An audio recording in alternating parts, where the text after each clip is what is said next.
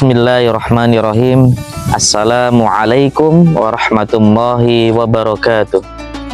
Alhamdulillah, salatu wassalamu ala rasulillah Sayyidina Muhammad ibn Abdillah wa ala alihi wa sahbihi wa mawala. Amma ba'du, la hamla wa la quwata illa billah. Kaum muslimin dan muslimat, para pecinta Ramadan yang dirahmati Allah Subhanahu wa taala. Imam Ibnu Hajar Al-Haytami dalam salah satu karyanya menceritakan satu kisah tentang seorang yang zalim yang senantiasa mengambil yang bukan menjadi miliknya dengan secara paksa. Bertahun-tahun dia melakukan perbuatan keji itu sampai akhirnya dia bertaubat karena mendapatkan balasan dari perbuatannya, sehingga dia menyesali perbuatan itu sepanjang kehidupannya. Kaum muslimin dan muslimat yang dirahmati Allah Subhanahu wa taala, dalam kisahnya Imam Ibnu Hajar Al-Haytami menuturkan bahwa terdapat seorang lelaki tanpa lengan berteriak di keramaian kota. Siapapun yang melihatku, katanya, jangan sekali-kali mendolimi orang lain. Melihat laki-laki paruh baya yang sangat tersiksa itu, akhirnya ada orang yang penasaran mendekatinya dan bertanya, "Saudaraku, apa sebenarnya yang terjadi kepadamu? Bagaimana kisahmu bisa menjadi seperti ini?" Maka dengan suaranya yang parau, dia menceritakan pengalamannya terkait dengan apa yang menimpa hidupnya dan dirinya. Ia menceritakan dulu dia merupakan seorang penindas. Bahkan dia tidak segan-segan mengambil harta orang lain, hak orang lain dengan cara memaksa. Sampai suatu ketika dia melihat seorang nelayan yang baru saja mendapatkan ikan yang besar. Mata nelayan itu berbinar kegirangan. Tapi karena kata si penindas ini ingin menguasai, maka aku minta ikan itu kepadanya dengan cara memaksa. Namun si pelayan itu menolak, karena hasil tangkapan itu katanya untuk dibawa ke rumah dan bisa untuk dimakan bersama dengan keluarganya. Akhirnya si penindas itu memukul si nelayan dan merampas ikannya, dan di saat itu pula bencana mulai mendatangi hidupnya bertubi-tubi. Saat sang penindas membawa ikan itu pulang, tiba-tiba ikan itu menggigit jempolnya dengan gigitan yang sangat kuat. Maka ia pun merasa sakit yang begitu hebatnya hingga kemudian melemparkan ikan itu, tapi jempolnya sudah terluka parah.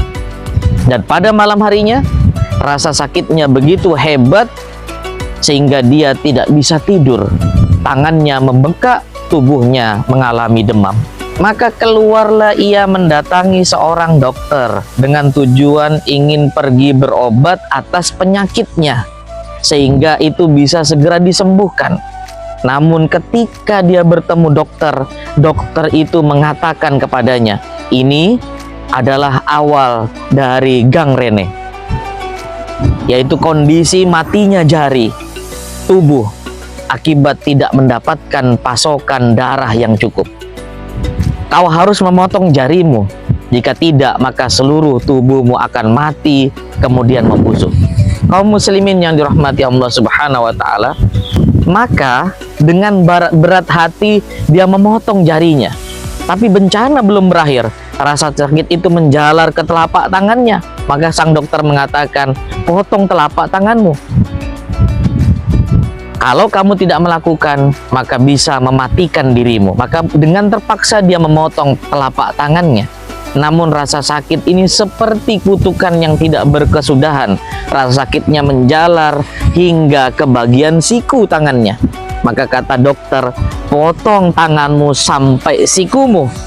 Maka ia memotong lagi, tapi malapetaka juga belum usai.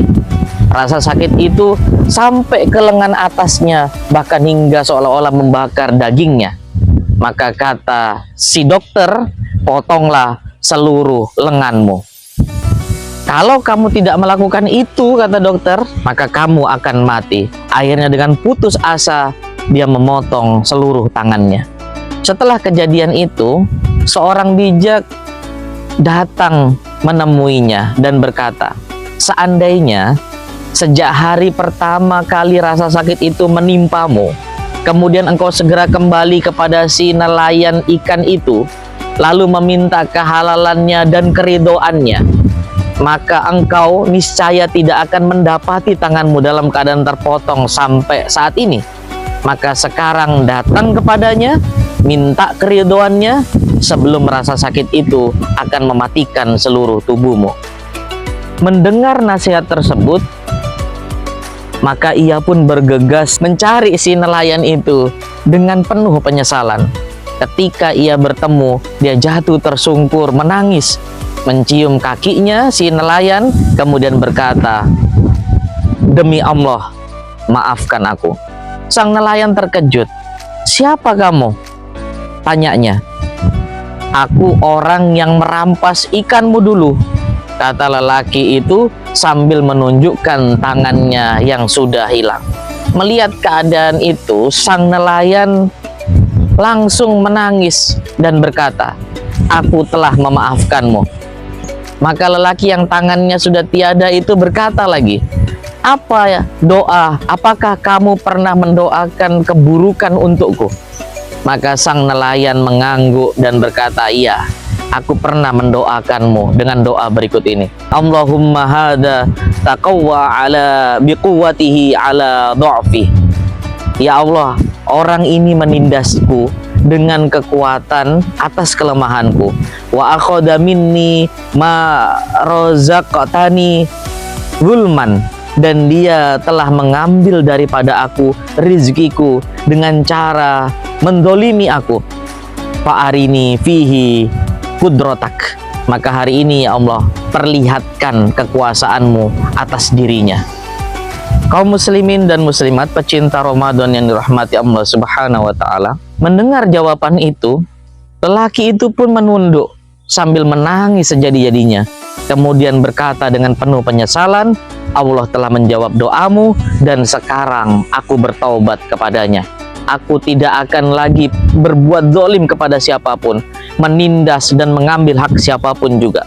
Maka sejak hari itu, lelaki yang tanpa tangan ini hidupnya berubah. Tidak lagi seperti sebelumnya. Ia tidak berjalan dengan membusungkan dada.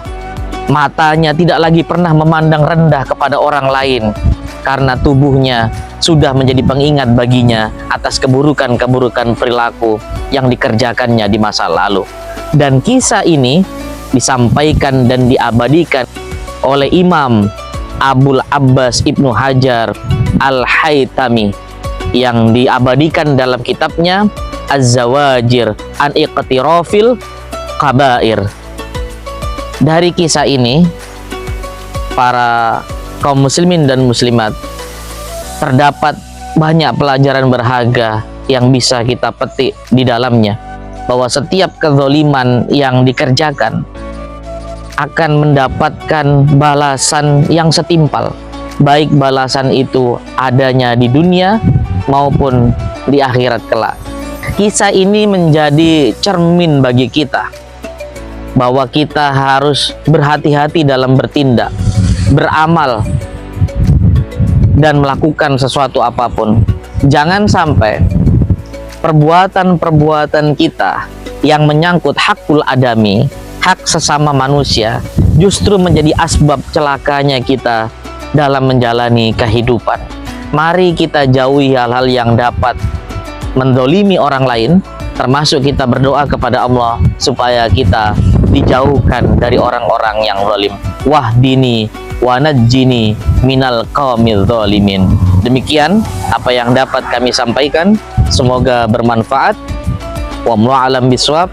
Hadana wa iyyakum ajmain. Ihdinas siratal mustaqim. Wallahul muwaffiq ila aqwamit thoriq. Assalamu alaikum warahmatullahi wabarakatuh.